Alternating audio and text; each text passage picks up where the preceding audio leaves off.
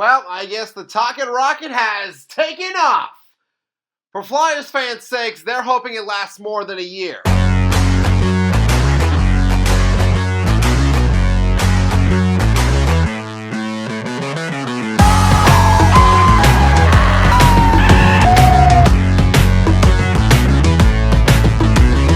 What's up, everybody? TM Fanatic here. Hope you all are having a fantastic day. Happy Halloween, and welcome to another post-game reaction. In this one, since it is Halloween, I'm continuing my coverage of the Nashville Predators, and we got ourselves a scary loss to talk about here. Predators lose to the Philadelphia Flyers. We lose 4-1.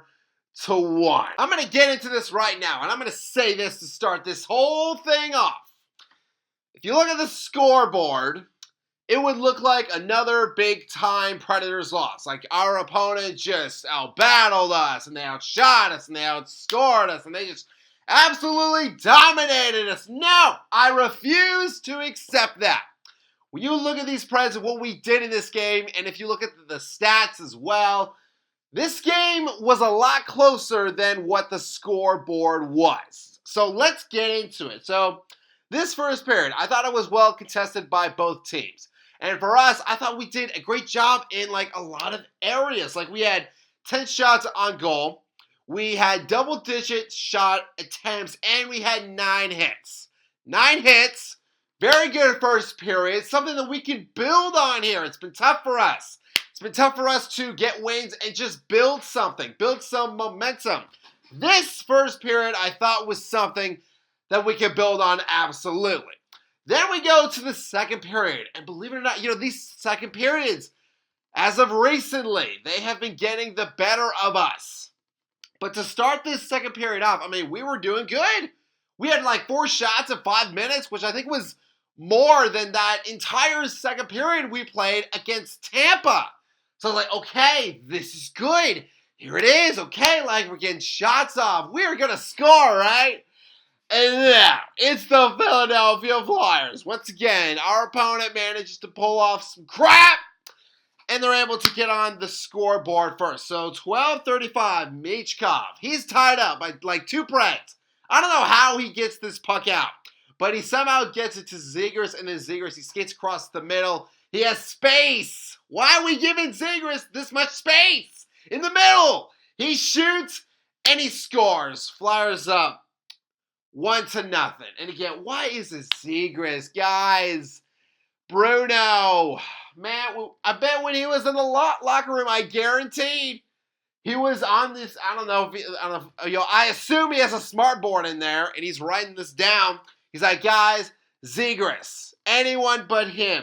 9 points on home ice. I guarantee that Bruno, somewhere in his motivational locker room speech, which may need some work, I guarantee that he said anyone but Zegras, because that kid is on fire. He's been doing well since coming over from the Ducks. Honestly, he's been doing very, very good. So I bet he said that, and we did not follow his words. And then at 15:41, Michkov behind the net, he finds Drysdale, and he just shoots this thing just like that, 2-0. And this is a problem where our transition from offense to defense, because we had these big chances, I hit my mic, but our transition from offense to defense, that needed to be better, because the Flyers, they were just doing whatever that they wanted, and they were just setting up everything, and we just got caught, and that's not good. And it's a shame, because we started off this second period so strong, but this has been a trend for us, unfortunately, throughout this second period, coming into this game. So for the Predators, in the second period, last 3 games prior to this one, we took 15 shots, and we only had about 4 minutes of offensive zone time.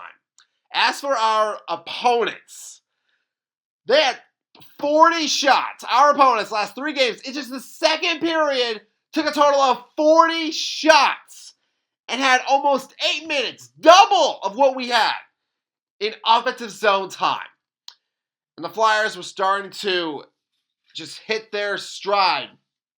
Now, I will acknowledge that we did get a goal.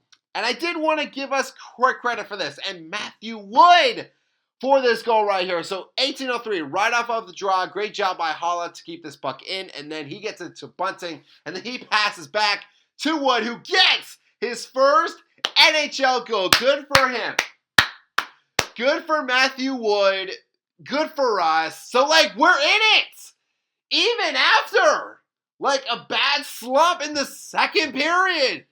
We are in it. Like, we are only down 1. But then the third period, here come the penalties. 6:57, Haig gets called for hooking, and the Flyers go on the power play. And then just too quick. Too quick, guys. We got to do better than that.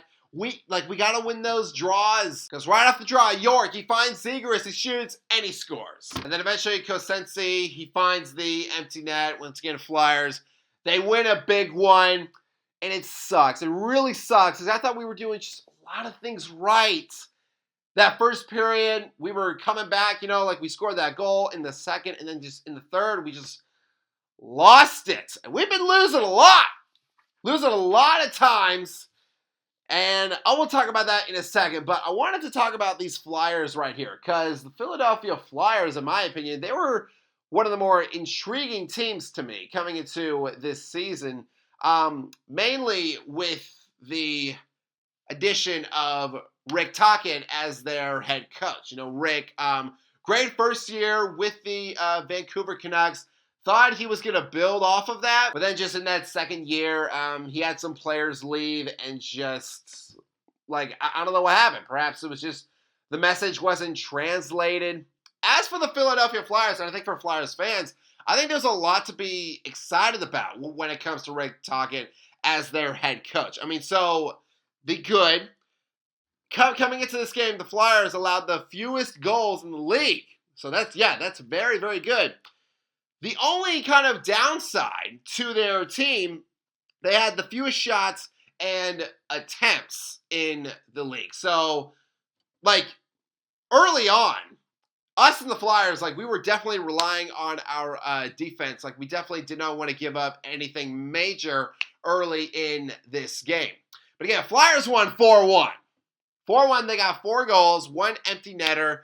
So this is definitely something that they can build on and definitely get some more production from their team, from their core. And again, Zegras, he's been absolutely electric for the Flyers coming over from the Ducks. And it seems like he's found a resurgence in his career. So who knows? Perhaps we could see the Flyers in the playoffs. Who knows? If they keep having wins like this. As for us, if we keep having losses like this, we can kiss a postseason goodbye. I heard so much stuff from Bruno about how, this is a new year. Last year, oh my gosh, we had, what was that 5-game losing streak? I tried to turn the page on these boys and say, okay, this is a new year. I don't know about it. I don't know. It seems like we're letting old habits from last year just start to catch up. And it seems like we're doing worse in certain areas. Let me break it down like this. So the Predators, last season, we ranked 6th in offensive zone possession time. Coming into this one, we were 23rd. We go from 6th to 23rd in offensive zone possession time in a year when we did not do very good. That worries me. And then also slot passes, 27th. Inner slot shots, 28th. What does that tell you? That tells you that our team, it has been tough for us to score. It is tough for us to get the offense going, get some momentum going. And it stinks because we've invested a lot in our team. We've invested. We got guys, veterans, Stanley Cup champions on our roster who know how to score. Some have lived up to the hype, like Ryan O'Reilly. He has been a guy that's been worth it, especially this year. He's had a great year. Jonathan Marchessault coming back from his injury, so hopefully he can get in stride. But the one guy that I'm honestly concerned about, and this stinks to say, is Steven Stamkos. We are 12 games into the season, folks. And Steven Stamkos, again, players have bad games. Not every night, you're going to have, the 3-game hat trick, amazing performance. but I expected a lot more from Stammer. 12 games in, Steven Stamkos, 1 goal, 2 points. That's it. On a guy that we've invested in, a veteran, champion. And you know, it's guys like Stamkos that are going to help these young guys grow in their game and get better. But that's not going to happen if Stammer's not getting on the score sheets. Point being again, I know Bruno. I know that he likes this like defensive first approach, which I said in a few videos that, you know what, I'm fine with that. But our offense has to do better. In these close games, in games where we have a lead, we got to get those just game-winning goals. And we have the talent. We have the veterans. We have everything in place. We are capable of doing it. But the productivity on offense needs to get better. So that's where the mindset is now for my Preds, my boys. I love y'all. But yeah, let's get some more goals, please. But fans, that is going to do it for this post-game reaction. Thank you all so much for watching. If you all enjoyed this video, hit that subscribe button, hit that bell, and you can join our Fanatic Army. And a hearty salutes to all of you as always, and I hope that all of you have a fantastic day. Go Preds!